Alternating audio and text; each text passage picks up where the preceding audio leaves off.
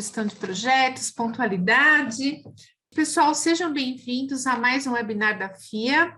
Eu sou Ana Carolina, coordenadora pedagógica do Núcleo de Gestão de Projetos, e hoje a gente vai fechar o ciclo de 3 palestras sobre transformação digital. Então, você que está chegando hoje e não viu as palestras anteriores, não se preocupe, porque elas estão gravadas no canal da FIA Business School no YouTube. Então, se você tiver interesse, perdeu os webinars anteriores sobre transformação digital, saindo daqui, você vai lá, clica e assiste, tá bom?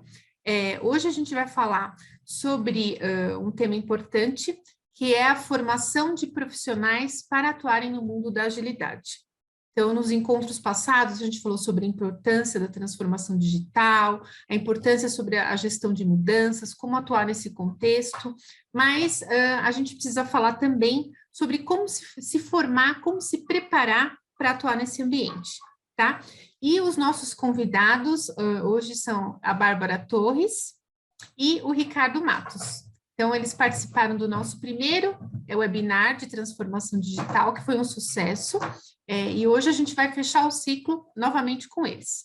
Para quem não se lembra, a Bárbara, ela é uma profissional da área de gestão de projetos, especialista em agilidade, e atualmente ela é gerente de produtos na Viril Corp. E o Ricardo Matos, ele é head de negócios, desenvolvimento e inovação na Intercroma, e também um profissional de agilidade. Também os dois aqui são docentes na área de projetos e atuantes na FIA. Pessoal, sejam muito bem-vindos. Bom, boa noite a todos. Pessoal. Sejam bem-vindos. É um prazer para mim, especialmente, estar aqui novamente e ter essa oportunidade de conversar com vocês e a gente debater esse tema que cada vez mais se torna tão importante, né? Que é a agilidade na gestão de projetos. Então, agradeço a FIA pela oportunidade e a Bárbara também por compartilhar aqui o nosso espaço. E a ideia desse bate-papo, pessoal, é justamente a gente explorar um pouco mais, né? O que é essa agilidade, por que é importante, exemplos reais do que já aconteceram e que corroboram, né, a relevância desse tema. E a gente explorar também as principais dúvidas, as principais perguntas relacionadas a essa questão. Bom, então, novamente, Ricardo Matos aqui comentando, e a primeira pergunta que a gente tem em mente, quando a gente começa a ver e pesquisar, o que é agilidade? Bom, será que agilidade é simplesmente só fazer um projeto mais rapidamente? Ou é simplesmente eu que demorava 2 meses, agora consigo fazer aquele trabalho em 1 semana, em 2 dias? Sim e não ao mesmo tempo. Então, o primeiro ponto, antes da gente começar definitivamente o bate-papo nosso aqui, é a gente esclarecer um pouco mais sobre o que é agilidade. Tá? E a agilidade nada mais é do que um conjunto, né, de técnicas e de práticas e de uma organização institucional que a gente tem ali para a condução daquele projeto, que torna com que ele seja mais efetivo, que traga melhores resultados e que esses resultados, obviamente, sejam atingidos de forma mais rápida, tá? Então, é um modelo que a gente vai explorar um pouco mais aqui, onde a gente consegue, né, uma filosofia de trabalho, aliás, que existem vários modelos, onde a gente consegue encaixar aí pessoas de diferentes departamentos, pessoas de diferentes experiências, né, que estão entrando na empresa, pessoas mais experientes de diferentes setores, envoltos em um único projeto e organizados em torno disso. Então, basicamente, isso é uma metodologia ágil, ou seja, você pegar pessoas de diferentes departamentos, pessoas com diferentes experiências e unificá-las em torno de um projeto único e ganhando tempo e resultado com isso. Bom, mas tá, ok, mas isso tem fundamento? Será que isso funcionou para alguma empresa? Qual que é a relevância disso, né? E quando a gente analisa, então, empresas que já adotaram essa metodologia, seja no amplo contexto da empresa como um todo, ou em um departamento, ou em um projeto específico, a gente observa grandes resultados. Para vocês terem ideia, segundo uma pesquisa da McKinsey, né, uma consultoria renomada, de 20% a 30% das empresas notaram melhoria em desempenho operacional e cultural, já nos primeiros meses de implementação de um modelo de metodologia ágil. Ou seja, isso no começo, né? Muitas vezes a empresa é um pouco mais reticente, não tem ainda ali a estrutura, não tem os profissionais como vocês habilitados e capacitados a implementar essa metodologia, e então, obviamente, fica um pouco de pé atrás. Mas reparem, mesmo empresas que tinham essa dificuldade, já de início observaram um ganho considerável quando implementou e abordou esse tipo de E metodologia. a importância, né, Ricardo, assim, complementando no que você está falando, assim, nessa mesma pesquisa do McKinsey, claro que tem muitas outras pesquisas, gente, mas a gente trouxe essa que está mais, assim, que acabou de sair do forno, que a McKinsey fez. E um dos elementos, os principais elementos chaves, né, que essa pesquisa cita, a respeito de ter agilidade, isso em todas as áreas dentro de uma empresa, porque a gente não tem hoje como fugir dessa parte de transformação digital, é o elemento-chave de estratégia, né, onde a gente tem aí a ideia de onde a empresa vai, por que ela existe, qual que é a importância, estruturalmente, né, estruturar processos. Então, uma empresa que tem uma boa estratégia, mas não tem uma boa estrutura de processos, ela falha aí na implementação. Pessoas, que é citado pelos líderes e por várias pesquisas que a gente vê no mercado, como o ponto principal de fazer isso acontecer, não somente falando de transformação digital, mas agilidade como uma ferramenta, né, de fazer essa transformação, e tecnologia. Esses são os principais elementos chaves para fazer tudo isso acontecer, né? Isso é importante para a empresa. E daí impacta onde, né? Impacta na colaboração multidisciplinar. Isso é importante dizer, porque uma coisa é colaboração multidisciplinar, outra coisa é indivíduo multidisciplinar, né? São coisas diferentes, né? As pessoas não podem sair simplesmente fazendo tudo, porque elas têm seus papéis e responsabilidades mesmo dentro da agilidade. Mas que é importante aí ter esse senso de dono, né? Para a gente conseguir agir em time e entender que todos temos um objetivo final, né? Que é entregar esse produto da melhor forma possível para todas as partes. Questão de aplicativos, né? Que hoje a gente trabalha muito nas empresas com API, que a gente pode considerar, por exemplo, o Android como uma API, ali ele tem o seu microsistema, né? A parte também de terceirização, hoje a gente vê muitas startups sendo terceirizadas e se agregando dentro das empresas. Nem todas as empresas precisam ser autossuficientes, né? Nós podemos fazer aí as terceirizações e que os processos estejam todos na nuvem. Então, isso são pontos muito importantes para considerar a implementação da agilidade. Exatamente isso. Daí, não sei, eu sei que vocês fizeram um levantamento das principais dúvidas que surgem quando a gente fala de formação em agilidade. Eu sei que o pessoal de casa também tem algumas dúvidas, então eu vou pedir para que quem estiver assistindo a gente vá colocando no chat quais as perguntas que vocês têm, as dúvidas, principalmente em relação à formação. E a Bárbara e o Ricardo, eles separaram algumas questões. Tá? Isso, pode Eu vou fazer aqui para vocês, tá? No formato de bate-papo. Como mostrar no currículo que a pessoa está preparada para trabalhar com agilidade em grandes empresas? Bom, primeiro ponto aqui, como sugestão, eu colocaria deixar o LinkedIn completo. Isso para quem tem ou não experiência, a gente pode trabalhar em dois viés. Para quem tem experiência, colocar o máximo possível de informações no LinkedIn. Por quê? Todas as experiências, assim, com resultados, não colocar simplesmente uma descrição do seu cargo. Muita gente coloca assim, eu sou PO, com responsabilidade de priorização de backlog. Isso já é de praxe, já é do mercado. Quem está recrutando sabe o papel de um PO. Mas seria interessante você colocar no seu currículo, né, no seu LinkedIn principalmente, porque hoje as empresas elas têm algoritmos que buscam palavras-chave, buscam essas pessoas, recrutadores específicos que buscam essas pessoas corretas, vamos dizer assim, que têm esse fit com a vaga, através de palavras-chave. Então, seria muito interessante que no seu currículo tivesse informações como, por exemplo, participei de implementações e lançamentos de produtos importantes que trouxeram tantos por cento de aumento do lucro da minha área, trouxeram mais tantos clientes para a companhia, reduziu o churn, entendeu? Sempre com números e indicadores para que você mostre o seu resultado e o seu valor, porque você tem que entender que a pessoa que está do lado de lá, ela não te conhece, então você tem que saber se vender através de números, que é a forma que mais chama atenção. Isso para quem tem experiência, né? No viés de quem não tem experiência, primeiramente colocar os pontos fortes dessa pessoa, quais são os skills dessa pessoa para resolver problemas, porque hoje quando a gente fala de agilidade, a gente fala em resolução de problemas.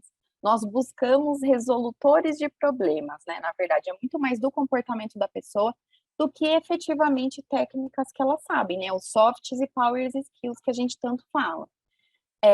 Então, para quem não tem experiência, busquem cursos ou mentores ou coisas mais práticas para que você agregue no seu currículo antes de ter efetivamente uma experiência real, ou então busque em paralelo experiências reais, mesmo que seja um trabalho voluntário, uma implementação em uma empresa para que te traga experiência, porque hoje o que conta muito, muito no currículo é a experiência, efetivamente a parte prática que você coloca.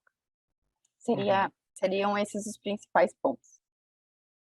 Não sei se o Ricardo quer complementar, Eu acho mas que se não... queria complementar só esse ponto justamente porque muitas vezes a gente tem oportunidades, né, dentro das nossas empresas ou de cursos de capacitações, e esse é um ponto importante, né? Muitas vezes a gente tem ali a proximidade de ter uma experimentação prática e a gente não consegue visualizar essa oportunidade. Então, se lançar esses desafios, se capacitar, aprender novas habilidades, digamos assim, isso é extremamente importante para você se tornar esse profissional ágil e, como a Bárbara comentou, explorar isso de uma forma melhor no seu currículo, numa vaga de emprego, ou próprio dentro da empresa, no intraempreendedorismo, e assim por diante. Uma outra pergunta aqui que vocês verificaram que aparece bastante. Qual que é a melhor abordagem gerencial para entregar um projeto com as exigências complexas dos clientes sem perder a qualidade na entrega? Perfeito. Bom, acho que posso seguir nessa. Para a gente garantir, né, essa entrega, é fundamental que haja o quê? O alinhamento e a transparência entre as partes. Então, quando a gente implementa um projeto de metodologia ágil, justamente por aquilo que eu comentei, por ter ali pessoas de diferentes departamentos, por envolver áreas distintas e, obviamente, todas elas focadas na experiência do cliente, é muito importante que nessa rodagem desse modelo que a gente escolha, Scrum, Kanban, que a comunicação com a ponta, né, com o cliente, seja um cliente interno ou um cliente externo, ela seja muito bem definida. Né? Uma das premissas de uma metodologia ágil é que a gente tem ali a prototipagem, a testagem, a adequação, e vai voltando nesse ciclo justamente para ter um resultado mais aderente ao objetivo final, mas é importante que a gente não esqueça, não perca de vista a atualização e a informação para o nosso cliente, seja ele interno ou externo. Então, o ponto principal que eu diria nessa pergunta seria a gente manter esse alinhamento entre as partes envolvidas, a transparência e, obviamente, também a frequência dessa atualização. Seria setar as expectativas, né? Para que a Uhum. pessoa, cliente, saiba aquilo que ela estará recebendo. E aí, Até porque o ágil muda o escopo o tempo todo, né? A mudança é a palavra-chave. dentro, seguindo nessa linha, Bárbara, qual que é o melhor momento o modelo de implementação do ágil? E a gente pode falar Ana, do momento também. sim, cortou um pouquinho o final, mas acho que eu entendi do momento, né? Você falou momento. Não há um modelo específico, né? Para, assim, não há uma receita de bolo, né? Muitas empresas, assim, pegando um histórico, elas erraram, né, ao pegar o modelo do Spotify, que foi uma das principais empresas, implementaram o ágil, eles desenvolveram, pegaram o manifesto ágil, desenvolveram e adaptaram de acordo com eles, foi um sucesso, todas as empresas saíram implementando da mesma forma. Muitas deram errado, obviamente. Por quê? Porque não há uma receita de bolo. O que faz o modelo ágil, né? A gente tem ali o manifesto ágil, a gente tem, vamos dizer assim, um esqueleto do como seguir. Mas o fazer, as ferramentas, as pessoas, a interação, porque a agilidade é isso, gente, é interação. Isso é de cada uma da empresa. Vamos dizer assim, é uma individualidade. Cada empresa tem a sua cultura, as suas pessoas, os seus processos, a sua forma de agir, o seu produto final. Eu não posso chegar implementando um modelo específico, um Lean, por exemplo, um modelo de Scrum ou um Kanban em específico para o Spotify, que é o mesmo que eu implementaria num Carrefour, por exemplo. São produtos diferentes. Então, a chave está no contratar as pessoas que vão encabeçar essa mudança e vão construir em cada uma dessas empresas modelos de trabalho, modelos ágeis específicos. Hoje eu trabalho numa empresa que a gente desenvolveu uma metodologia específica para nós, da onde a gente mixa um pouco de tudo. Então, a gente nem chama de squad, chama de estúdios. É uma questão específica de nomenclatura, mas que desenvolvemos juntos, de acordo com a nossa cultura, o nosso modelo de ser. E como que a gente conseguiu isso? Através de pessoas. Precisamos de pessoas experientes que consigam identificar as necessidades daquela empresa e desenvolvam um modelo específico. Então, respondendo, não há um modelo melhor ou específico para abordar e implementar numa organização.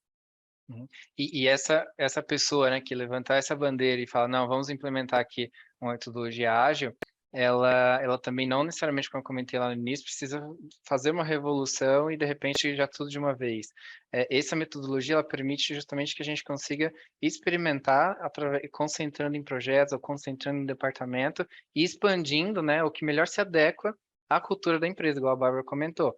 Então existem padrões, óbvio, existe a teoria, mas é importante também saber adaptar, entender a linguagem, o time daquela empresa e fazer os ajustes necessários para a implementação da metodologia. Queria complementar se tiver algum líder, algum gestor aí desesperado, para ter uma ideia, para a gente chegar nesse modelo que hoje nós trabalhamos na empresa, a gente mudou mais de 10 vezes. Uma coisa que meus líderes sempre falavam, não tem problema, vamos tentar, gente, a gente precisa começar logo, errar logo para mudar logo. Então, isso que é legal do ágil, a gente tem essa chance de errar, de corrigir e recomeçar. É sempre um ciclo, a gente sempre faz, e é interessante começar logo. O esperar ficar perfeito, nunca, vamos começar. O importante é começar para errar logo e consertar logo e seguindo em frente. Então, é isso, comecem logo. Até porque as metodologias aplicadas já partem dessa premissa de que há pontos de checagem. Então, faz parte reconhecer o erro, ajustar, voltar a retestar. Isso no processo de prototipagem. Então, e a ideia é incentivar justamente a implementarem isso nas empresas, né, nos seus grupos de trabalho, justamente porque a metodologia já prevê isso, né, esses pontos de controle, digamos assim. E aí, uma outra dúvida que vocês verificam bastante é a questão dos papéis. Quais são os papéis dos profissionais nos times ágeis? Uhum. Tá, acho que posso começar com essa. Bom, primeiro paradigma, né, que surge. Numa metodologia ágil, todo mundo faz tudo? Não, esse é um primeiro ponto que a gente também tem que deixar bem claro aqui. Mesmo numa metodologia implementada como essa que eu citei, existe a diferenciação, existe o líder de squad, existe o time que está mais focado em um desenvolvimento, isso seja numa aplicação, por exemplo, de TI, numa aplicação mais de vendas, de contabilidade ou de operacional. Esse é um outro paradigma também, quebrando mais um. Essas metodologias não são aplicadas apenas à área de tecnologia da informação, né, onde originalmente elas surgiram lá atrás. Mas elas podem hoje, e tem exemplos já disso, serem aplicadas de vendas a compras, de supply chain a operacional, por exemplo. E nesse conceito, então, a primeira dúvida que surge é, puxa, mas todo mundo faz tudo ali dentro? Não. Existe também uma organização dentro de um projeto ágil, né, voltado para essa otimização, como eu comentei, e nessa divisão, cada um tem o seu papel bem definido e a sua responsabilidade, né? As suas mini entregas. Então, muitas vezes você pode pegar esse objetivo macro, dividir ele também por sprints e fazer essas sprints, né? Dependendo por semana, quinzenalmente ou por mês.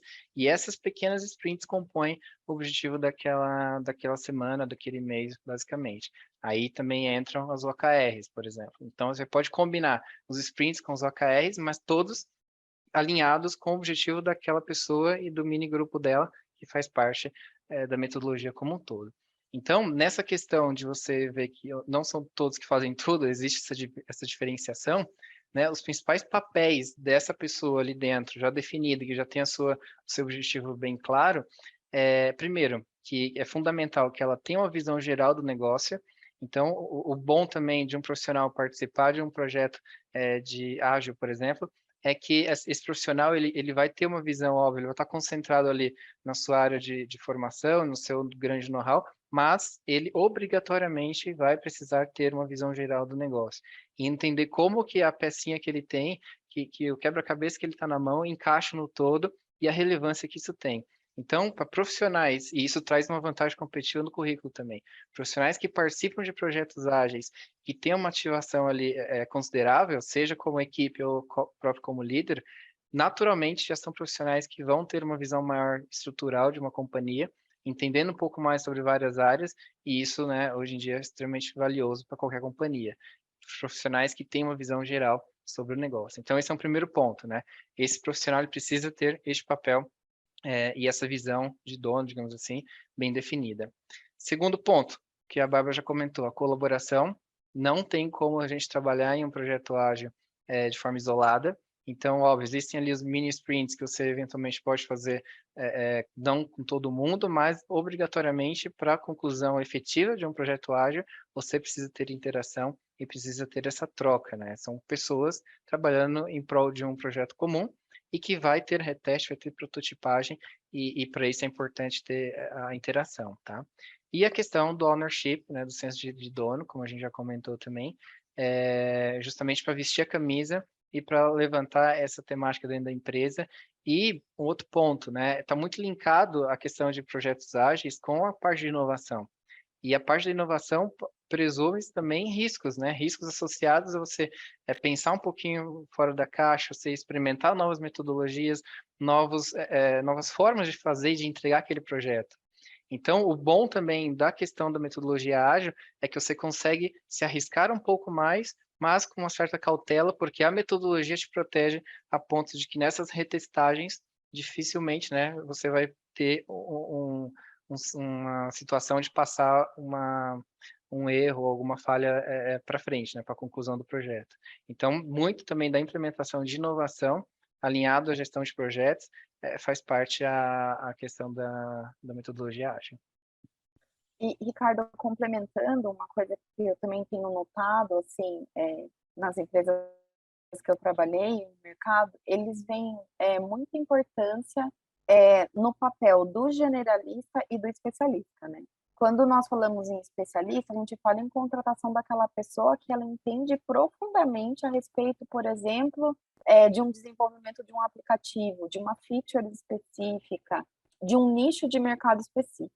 O generalista é aquela pessoa que ela não entra profundamente no desenvolvimento, no código de programação, como funciona exatamente, mas ela tem uma visão muito ampla do negócio.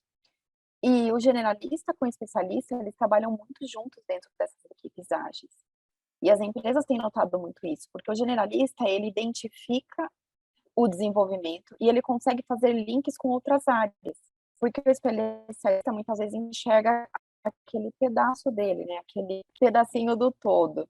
E o generalista não, ele tem uma visão muito ampla do negócio. Então, isso também é muito importante no momento de levar em conta na sua carreira, quais são as suas fortalezas, vamos dizer assim. Se você efetivamente é bom, profissional excelente, como um generalista ou como um especialista, sendo que os dois trabalham com agilidade. É verdade, é verdade. E até se você vai nessa linha de carreira, né? Antigamente a gente só tinha carreira em I, você entrava num departamento, você claramente ia trabalhar naquele departamento. Depois surgiu a carreira em Y, então chegava um determinado momento que você podia ir para um lado mais de gestão de pessoas ou para um lado mais de gestão de entregáveis, né? Uma carreira mais sólida, digamos assim. E hoje a gente tem a carreira em T, que é o caso que a Bárbara citou agora, onde você inicia em uma área específica, mas você depois passa a ter uma visão geral do negócio e entender de como funciona uma empresa, uma instituição, enfim, né? O órgão que você trabalha ali dentro. E isso é extremamente válido. Então, que eu acho que é importante quando a gente fala de agilidade, vocês também trouxeram aqui, é a questão da documentação, né? As pessoas falam, não precisa documentar. Como que a experiência de vocês mostra a necessidade de documentação, de planejamento, quando a gente está falando de agilidade? Ana, é importante sim fazer uma documentação, mas muito cuidado quando a gente fala a palavra documentação, né? Porque caiu assim uma forma corriqueira no mercado de trabalho, achar que documentação é aquela coisa burocrática, que a pessoa vai fazer uma ata de uma reunião e vai lá anotar todos os pontos e fica fazendo microgerenciamento. Não, não é nada disso. A agilidade, ela vem pelo contrário, ela dá uma abertura para que a gente utilize ferramentas diversas no mercado. Por exemplo, antigamente, quando eu documentava um projeto, eu documentava por escrito. Ah, porque eu fazia assim, assado. A agilidade nos permite fazer, por exemplo, fluxos. Então, quando eu vou desenvolver um projeto, eu posso ter diversos tipos de documentação. Daí isso depende muito da cultura da empresa, né? Eu posso ter tanto a parte escrita quanto a parte de desenho. A minha experiência, o Ricardo até pode falar da parte dele, diz que desenho é muito mais, desenhos, fluxos, processos, e daí a gente tem outras N ferramentas para isso, né? A gente tem ferramentas visuais, por exemplo, o Trello, o Planner, o Notion, o Miro. O Miro é incrível para esse tipo de atividade visual. Quando você tem algo muito visual, porque hoje o mundo é visual, né? A gente vê por vídeo, hoje tudo é assim, né? Muito rápido, informação muito rápida, assim, não tem como ficar lendo muitas informações. E ter ambiguidade. Quando a gente desenha, e quando a gente tem uma linguagem, né, específica dentro da empresa, que você entenda esses desenhos, você consegue facilmente mudar os times. E por que é importante documentar e é errada a ideia de que porque ágil eu não documento? Exatamente porque a agilidade exige muita mudança, você precisa do histórico. Então, por exemplo, eu posso hoje ser a PO de uma squad X, amanhã eu posso não ser mais, eu posso estar em outra squad. E como é que eu vou pegar esse histórico? Como que eu vou levar adiante esse projeto? Então, eu preciso ter isso documentado. Mas entendam o documentado da agilidade dessa forma que eu falei, de uma forma visual, seja através de desenhos, de processos, de uma documentação no Confluence, por exemplo, no Gira. Então, isso sim é documentado, mas de uma forma muito mais funcional, muito mais dinâmica e muito mais usual, vamos dizer dessa forma. Exato. Lógico que no final também do projeto, né, muitas vezes quando você vai entregar esse relatório final, exemplo, você trabalha numa consultoria e chegou uma demanda de um cliente, você vai implementar uma metodologia ágil para entregar esse resultado para ele. É óbvio que o seu entregável principal vai ser uma apresentação, né, uma explicação para esse cliente, talvez um relatório, mas o que a metodologia ágil permite é que, por exemplo, diferente de um modelo cascata antigo, você consegue mais rapidamente validar, testar e retestar aquela metodologia, tendo isso gerenciado de forma digital e na nuvem, como a Bárbara comentou, e concentrar depois o seu tempo final na apresentação. Se o cliente permitir até usar o que você já trabalhou durante a sprint, durante o projeto para entregar para o cliente, ou se ele ainda preferir um modelo mais tradicional, usar esse tempo final, então, para informar isso, né, para escrever esse relatório e apresentar para o cliente. Então, sim, é importante ainda a parte de documentação, até para deixar isso bem registrado, né? Ainda mais quando você vai trabalhar com um cliente externo, mas Porque hoje tem você nos vídeos consegue... também, né, Rick? Assim, só complementando, por exemplo, na minha empresa a gente costuma muito fazer vídeos curtos e coloca no Confluence, sabe? Ah, um vídeo explicando o que é o projeto, 2 minutos. Ah, que pé que estamos? 3 minutos, sabe? Um conjunto de vídeos que vai ficar ali documentado, mas é em vídeo. É muito mais rápido eu assistir um vídeo e colocar de repente na velocidade 2 do que eu ler uma documentação, tentar interpretar, entendeu? Então, eu acho que é encontrar a melhor forma de manter o histórico. Eu acho que isso que é importante. Ótimo.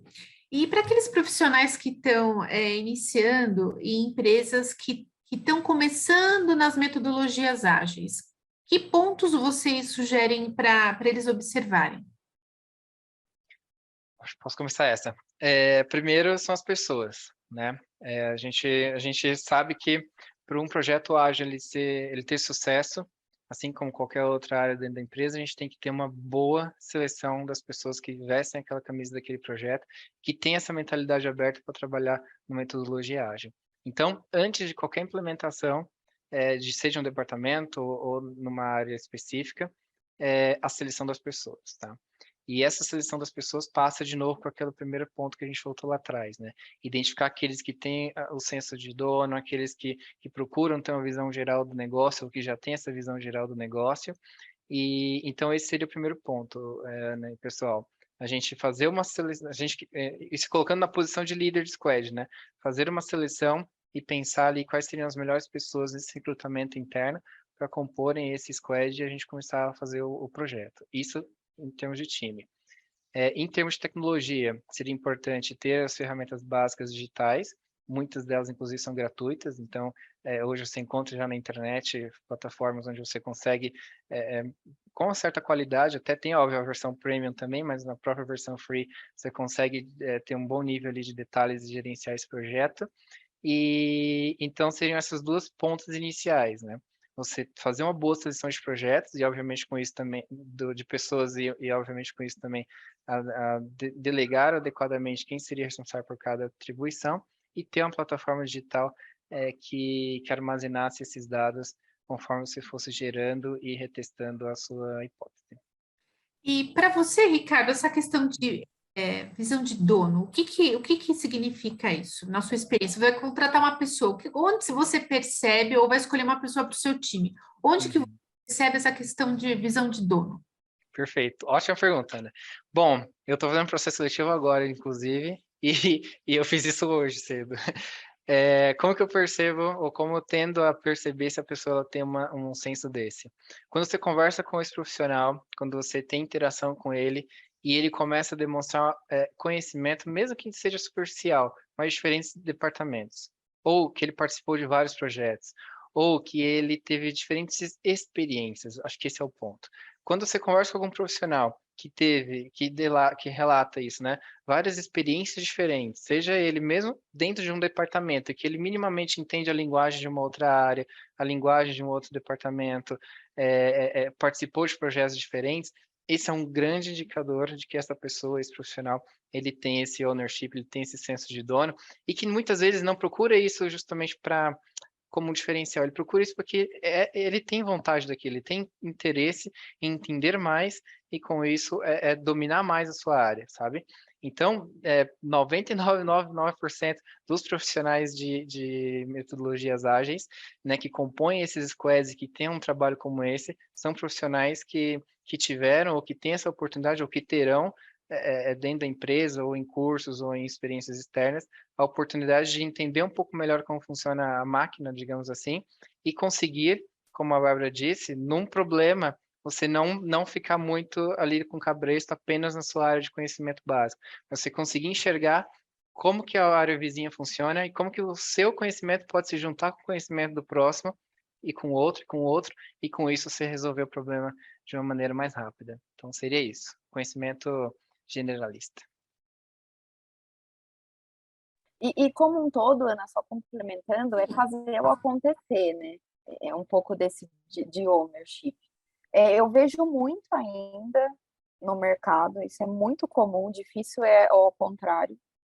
Vamos supor, você está numa reunião, conversando com a pessoa, expõe o projeto, expõe o problema, estamos juntos ali pensando numa solução. Daí você coloca o problema e fica todo mundo quieto, calado, ninguém fala. Daí você pode chamar uma pessoa, fulano, o que você acha? Você que tem experiência nesse assunto, o que você acha sobre este problema? Ai, olha só, Ana, não é comigo. Isso é com a área do Ricardo. Eu vou até aqui, isso é com a área do Ricardo, entendeu? Então a gente precisa olhar mais adiante, sabe? Não é porque a responsabilidade de entrega é da outra área, mas a construção é junto. E isso é da agilidade, né? Por isso que as empresas que implementam agilidade e contratam as pessoas certas que têm essa característica de ownership, elas alavancam. Porque a pessoa ela entende que a entrega final, o produto final é de todo mundo, é do todo. E as empresas, elas vêm adaptando, né, essas ágeis, né, o RH ágil vem adaptando isso e colocando, inclusive, nas metas dos funcionários a entrega final. Antigamente era assim, por exemplo, a área, vamos supor, de finanças, ela tinha o objetivo de entregar o reporte X, entregar os resultados do mês, entregar os resultados anuais.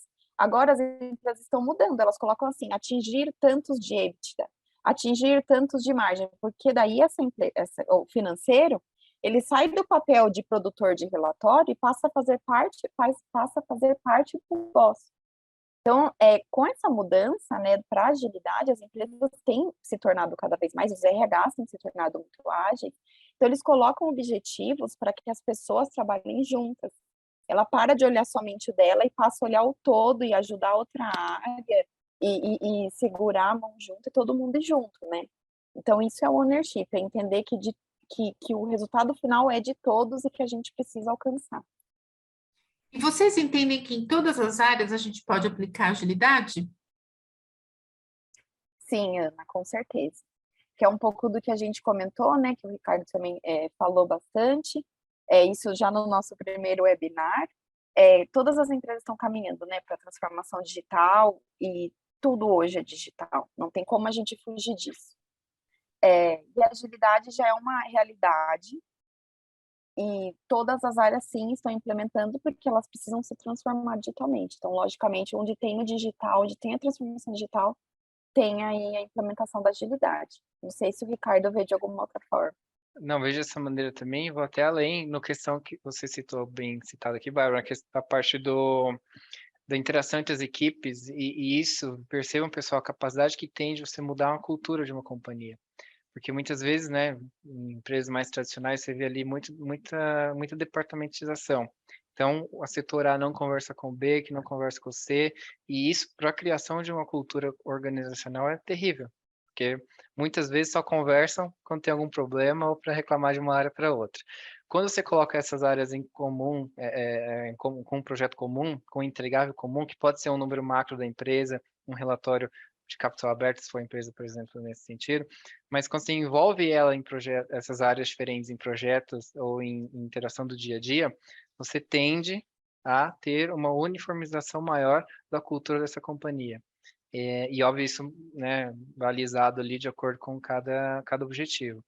Então, sim, independente se é uma empresa do setor de tecnologia, de medicina, de educacional, de saúde, químico, que é o meu caso, em qualquer departamento, em qualquer empresa, de qualquer departamento dessas empresas, você consegue sim implementar uma metodologia ágil e que isso tem implicações na qualidade do seu entregável, na experiência do seu cliente final, seja ele interno ou externo, e também na consolidação da cultura corporativa.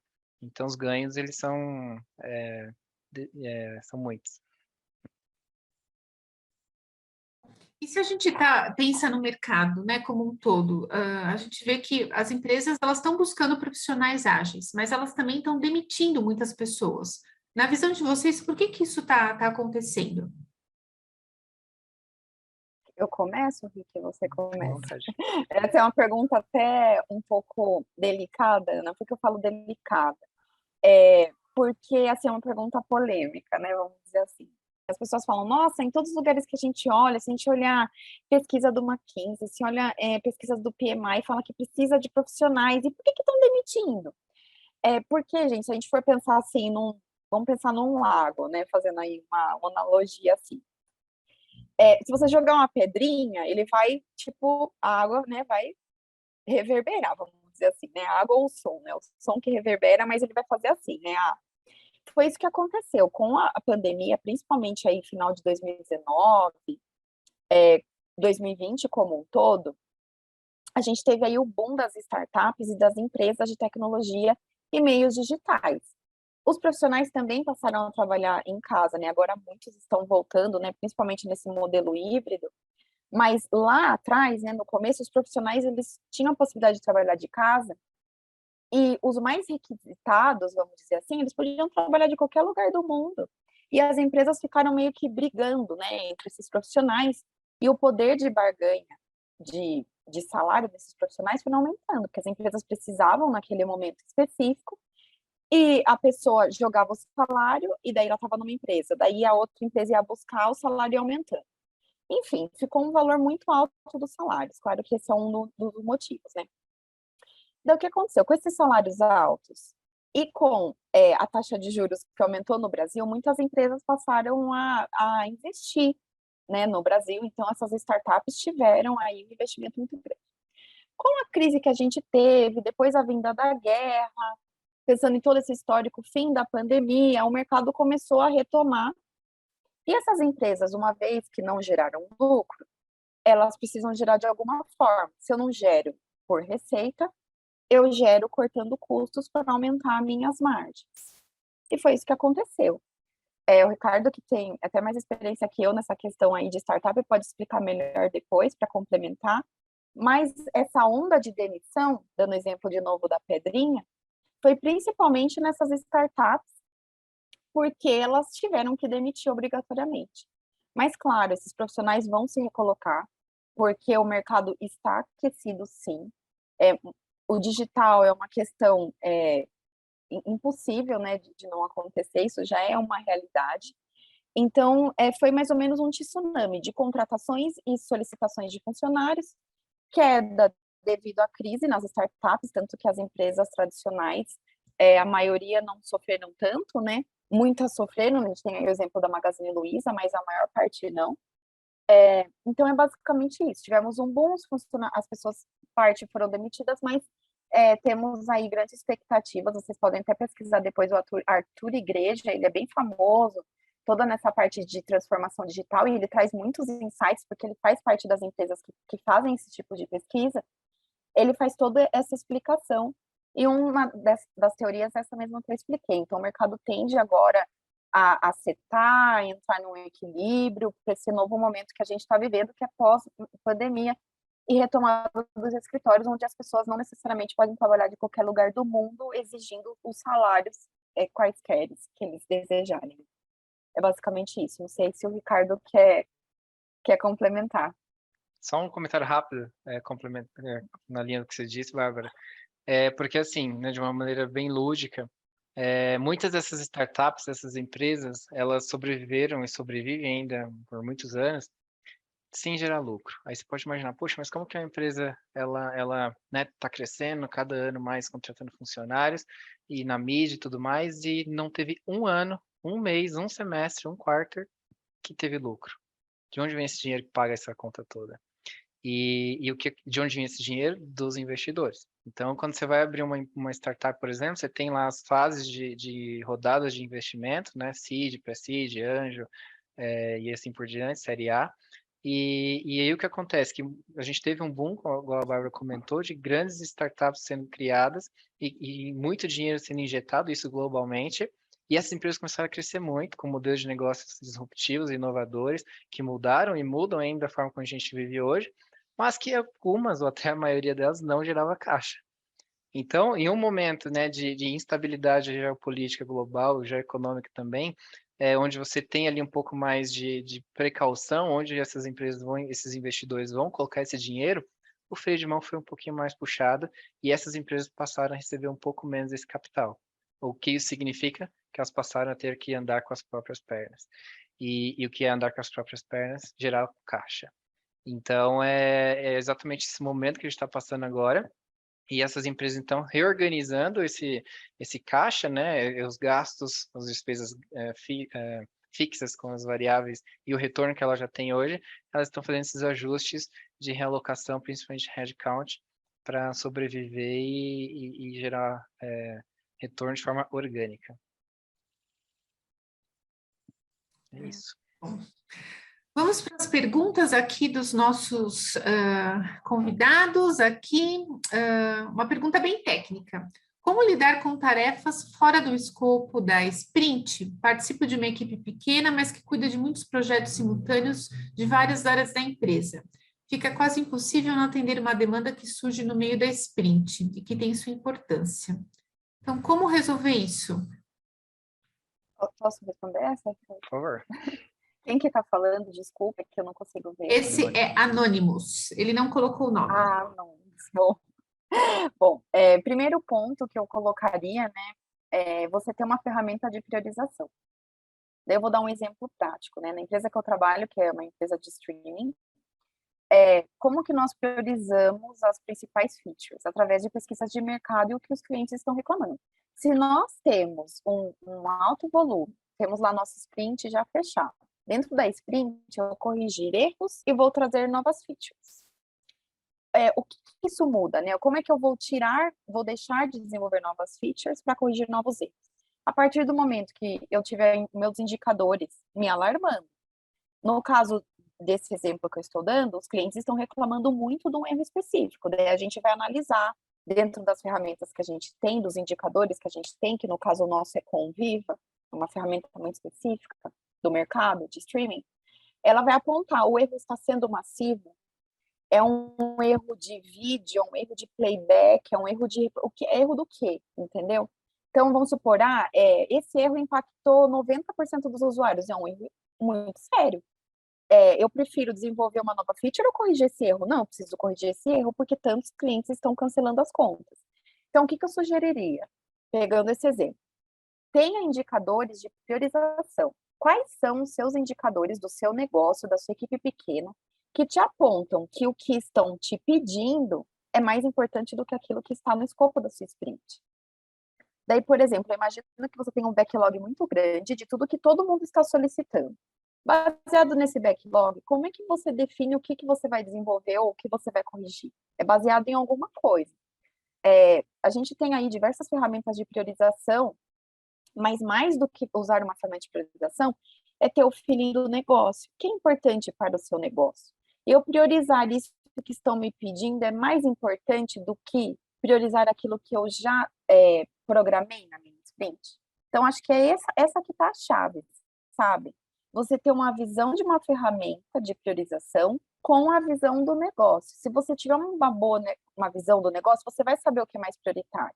Porque realmente a gente sair fazendo o que todo mundo pede sem ter um posicionamento de negócio, um posicionamento numérico, realmente fica difícil mesmo. Você acaba ficando muito louco, né? E a equipe não dá conta, se torna desmotivada, porque ela pensa assim, meu PO prioriza tudo que quem grita mais, meu PO atende.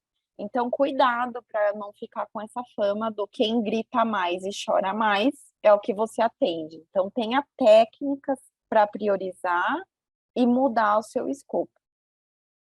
Isso é bem crítico mesmo. Tem que aprender a dizer não também. Então, se você fechou ali o escopo de um projeto, rodou ele e chegaram muitas outras sugestões, existem momentos para você incluí-lo no projeto ágil. Você não pode parar o entregável principal para mudar do meio da cor, porque o cliente agora quer uma cor diferente. Não. Existem etapas já previstas que você vai rodar aquele escopo inicial, testar, entregar. Ajusta um pouquinho, volta e vai de novo. Se ao longo desse meio, antes de você concluir um ciclo, você abrir e deixar para receber muitas sugestões ali, a probabilidade de perder o projeto, a mão e o prazo é grande. Exatamente, é grande. A Larisa, ela fez duas perguntas. Vamos para a primeira aqui. Como ficam os custos na metodologia ágil, já que a ideia é tentar mais rápido, mais vezes, estando mais passível a erros? Posso começar essa. Então, como a gente comentou uma parte, a parte do erro, ela faz do erro que eu digo do risco, né? Vamos mudar erro por risco. Ela é intrínseca da gestão de projetos. Então, todo projeto que você vai criar, ele tem ali o seu potencial de risco, né? Então, quando a gente implementa um modelo de metodologia ágil, a gente tem, como eu disse, esses pontos de double check, onde você mitiga esses riscos e você consegue verificar se eles são críticos ou não, e aí priorizar a sua entrega ali. Então, sim, respondendo a sua pergunta, existe um risco atrelado a qualquer gestão e implementação de projetos, seja a metodologia qual for, mas é uma metodologia, né, que tem métodos e ferramentas que previnem e que prevêem, na verdade, esse risco e como contorná-lo, tá? E em relação a custos, como você consegue entregar um projeto de uma maneira mais rápida, você consegue também otimizar essa parte, né? Geralmente a gente trabalha com times já internos ou também recrutando pessoas externas. Quando você tem que fazer um recrutamento para Ou projetos terceiros. pontuais com terceiros, você obviamente tem um tempo aí a ser considerado nesse recrutamento. Tem muitas empresas que passam por uma validação do cliente, esse time, esse squad que vai ser responsável pelo projeto, outros não, é uma definição interna, tá? Mas se você tem essa questão de montagem do time, então isso impacta no tempo e também nos custos, né? Se você tem uma equipe interna, o custo tende a ser um pouco menor, uma vez que você pode aproveitar o time para vários projetos, que também pode ser um problema.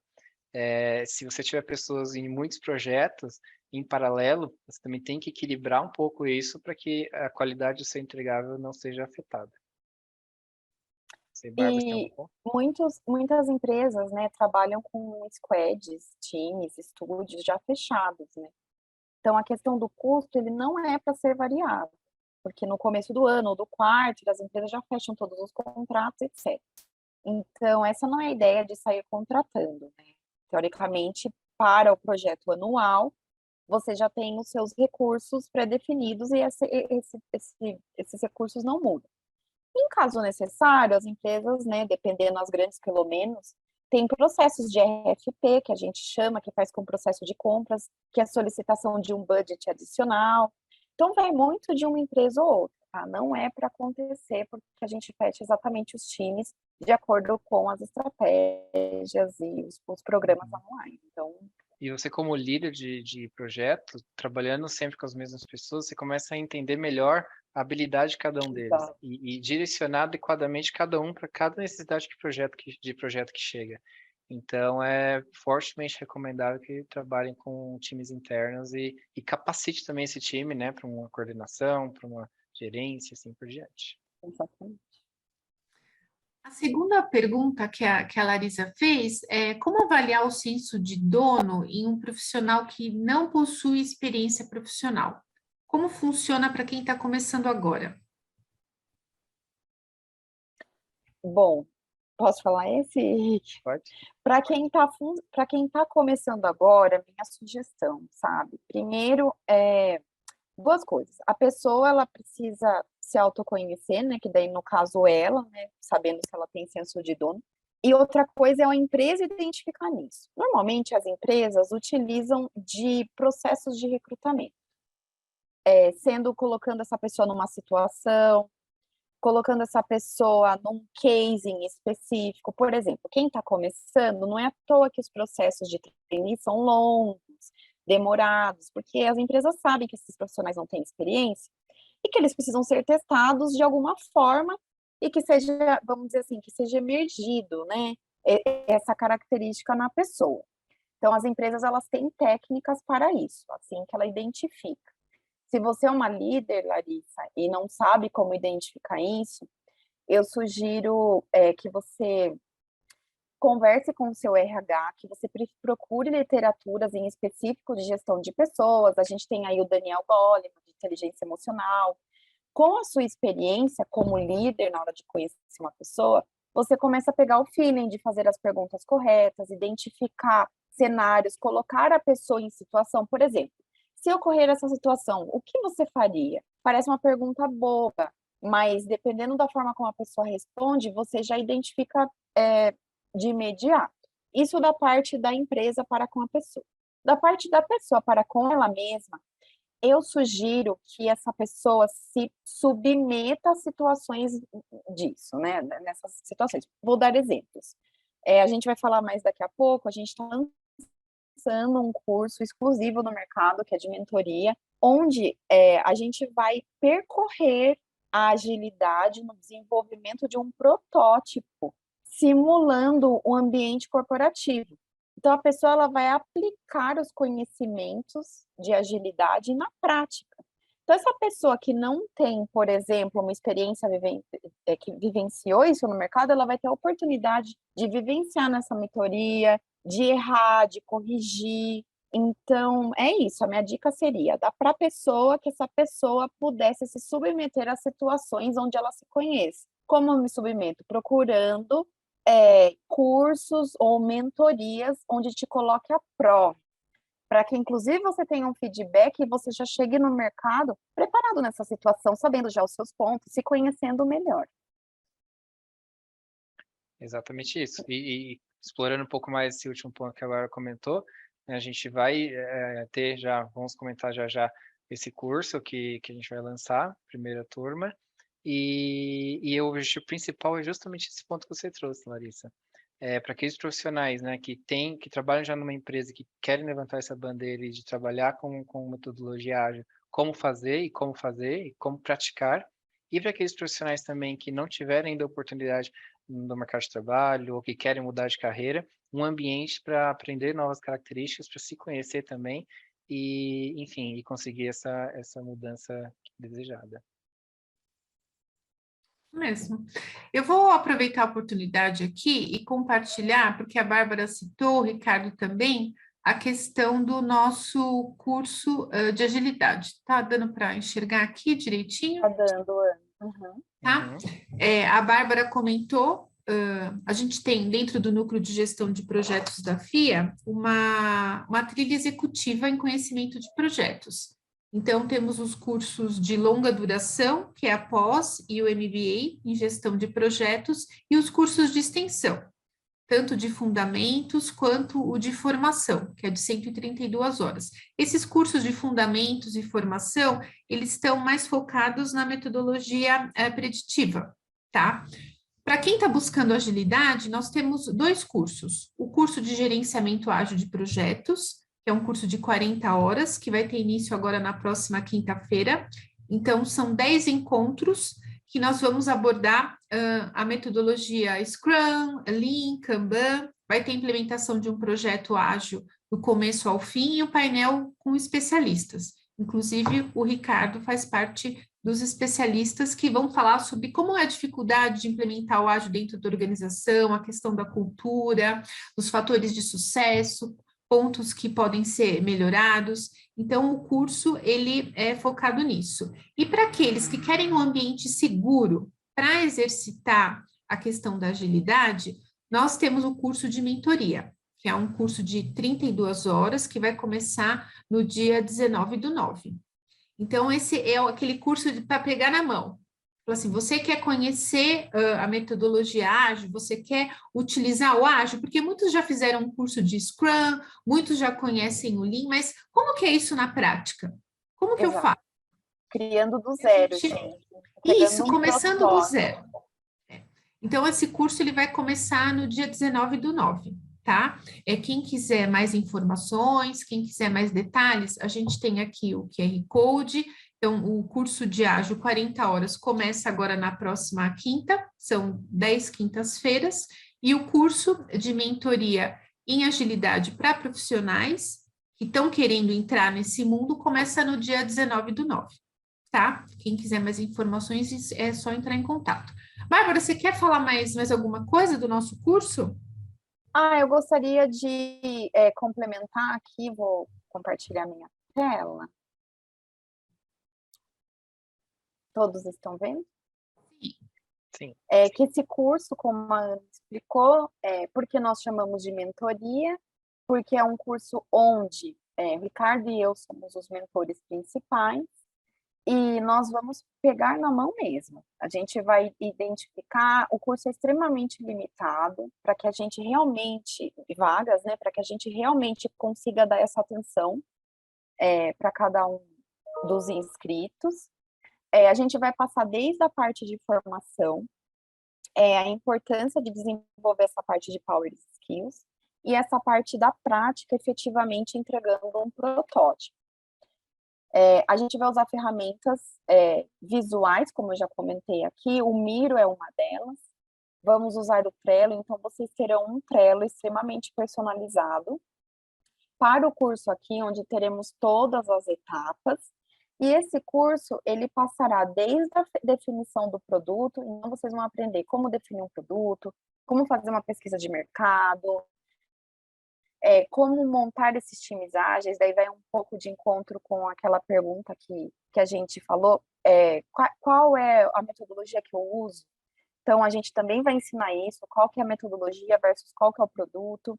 Cada equipe terá o seu produto em específico, terão a oportunidade de montar os times, montar as squads, desenvolver, defender esse pitch, no estilo de Shark Tank, né, vamos falar assim, defender esse pitch como se fosse um negócio, e efetivamente desenvolver esse protótipo, sempre, obviamente, com o nosso feedback, sempre apontando o que vocês podem melhorar e qual que é o diferencial, né, desse curso para os demais do mercado.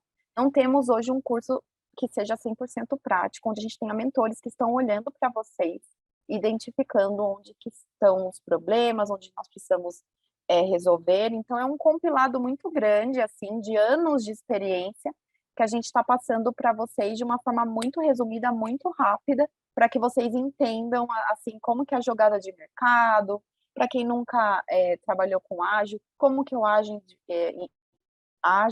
em diversas situações. Basicamente isso. Quer complementar, Ricardo? Basicamente, a gente vai compilar toda a experiência que a gente tem, né, da instituição, da FIA e dos docentes, em empresas que a gente passou, em palestras que a gente deu, em projetos que deram certo, projetos que não deram certo, e a gente vai trazer essa experiência aqui e permitir que vocês trabalhem, acertem, errem, tirem dúvidas e experimentem isso na prática, como que é implementar um processo ágil. Lembrando que é uma mentoria, né, Bárbara? É uma mentoria, exatamente. então a gente trabalha de uma forma diferenciada daquele formato de aula que vocês só ficam recebendo. Não, na mentoria a gente vai exercitar. Então, tem um tanto de horas que vocês vão se dedicar para um estudo extra classe, né, um estudo individual, e depois vão ter os grupos de trabalho onde vai se colocar a mão na massa. Tá? Exatamente. Então, a ideia é essa mesmo. Então, quem se matricular, saiba que teremos muita mão na massa, muito erro, muito acerto, muita correção. E lembrando que a primeira turma, como a Ana disse, está num preço especial. Não sabemos se vamos manter, né, nesse valor para a próxima turma, que estamos pensando em abrir no primeiro quarto do ano que vem. Não temos as datas ainda. Mas aproveitem que é uma turma especial, a primeira turma, e tenho certeza que vai ser um sucesso. Pessoal, muito obrigada pela participação, todo o pessoal que está aqui com a gente até esse momento. Já gostaria de deixar o recado que no dia 13/9 já é o próximo webinar do GPRO, e a gente vai falar sobre gestão de projetos em energia solar, tá? Então, vocês já estão convidados, é só se inscrever ali no campo de eventos. Bárbara, foi um prazer ter você aqui com a gente, Ricardo também. Prazer todo meu. Prazer Até mesmo, a próxima. gente. Obrigada. Até a próxima, gente. Tchau.